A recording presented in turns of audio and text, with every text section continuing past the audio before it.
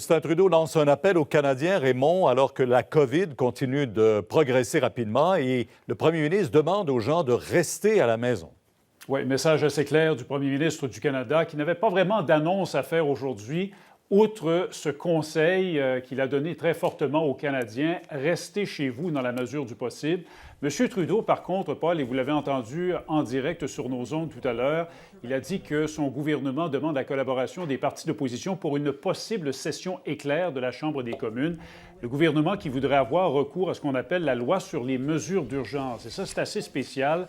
C'est une loi qui peut donner des pouvoirs extraordinaires au gouvernement fédéral en situation de crise nationale. Alors, Justin Trudeau qui songe à avoir recours à des pouvoirs extraordinaires, donner des pouvoirs extraordinaires au gouvernement fédéral, et dans le but de prévenir l'ampleur de cette crise de santé publique de la COVID-19, il implore les Canadiens à demeurer à la maison dans la mesure du possible. Nos médecins et nos infirmières ont besoin de votre aide. Vos voisins ont besoin de votre aide. Les gens les plus vulnérables dans vos communautés ont besoin de votre aide.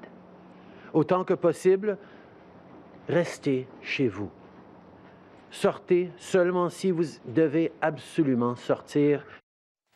Et des pouvoirs supplémentaires, Québec s'en est donné, l'Ontario s'en est donné également. Alors, du côté d'Ottawa, on sait que tout ça a un impact catastrophique pour l'économie. Alors, on se prépare à dévoiler un important plan pour aider justement les Canadiens et les entreprises. Oui, plan qui sera dévoilé demain par le ministre des Finances, Bill Morneau. M. Trudeau l'a confirmé dans son point de presse tout à l'heure. Nos sources ici parlent de tout un train de mesures qui totaliserait plus de 20 milliards de dollars, bonification des allocations aux parents, aux travailleurs, bonification également à l'assurance-emploi.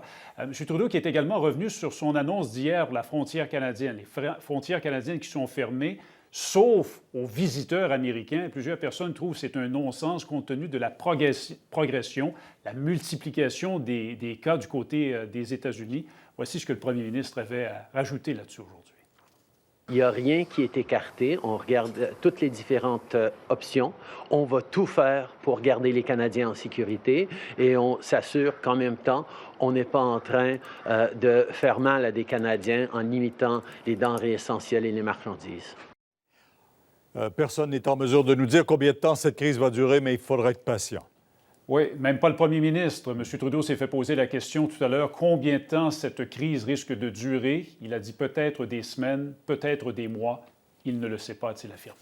Merci beaucoup.